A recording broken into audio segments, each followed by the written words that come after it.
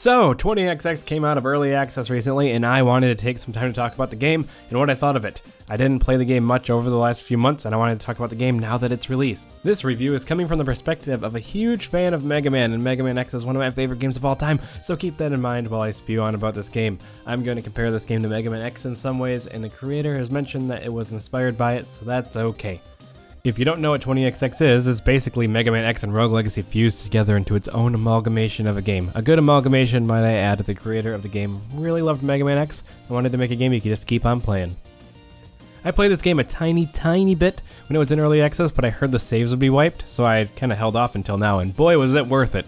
This game is much more polished now, and it just flows. It feels great to play, and the controls are tight. The gameplay loop is a lot like Rogue Legacy, or perhaps the more recent game Dead Cells, where you do a ton of runs of the game through procedurally generated levels with handmade pieces, I think, and when you die, that's it. But you get to keep a certain type of currency you collect that permanently unlocks new things in the game that you can take on future runs. They're called soul chips. You can unlock permanent upgrades, new possible drops, and single-use items that I think are only there for when you buy everything else in the game and you have nothing else to spend your soul chips on, so you can still spend them on stuff. Maybe? I played a good number of runs of the game, but I'm not an expert, and I haven't even beaten the game. Frankly, I would say that I'm probably bad at the game, though luckily I'm not saying the game is bad, so I don't have to defend myself, so this game's good fun. The game plays quite well and feels smooth. You can move fast and the flow feels nice. Everything seems to work how it should, and I'm quite fond of those little magnets on the ceiling that you can use to run upside down. It's a nice touch.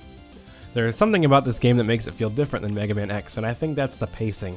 This game is a lot faster and more chaotic than Mega Man X, but that's probably because it facilitates couch co-op and online co-op. Holy moly, that's awesome. It works very well too. I found it incredibly enjoyable and seamless to switch between offline and online play.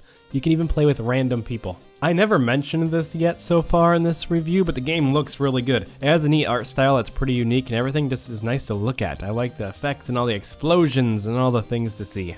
This game has a whole bunch of game modes in it too, like daily and weekly challenges, and it even has skulls that you can activate, much like in Halo, where you can kind of change the game's difficulty however you like. My only complaint for this game, which isn't really a complaint, is that the bosses don't feel like Mega Man X. It's much more chaotic and the fights are less strategic and the rooms are much bigger than they would be in Mega Man X. This isn't bad because it facilitates the co-op nature of the game and it works well for single player. Overall, the game is great fun and I fully recommend it, especially at the asking price. I think you should check it out. Even if you don't like Mega Man X, you might like this game because it's a faster game flow and it has awesome co-op.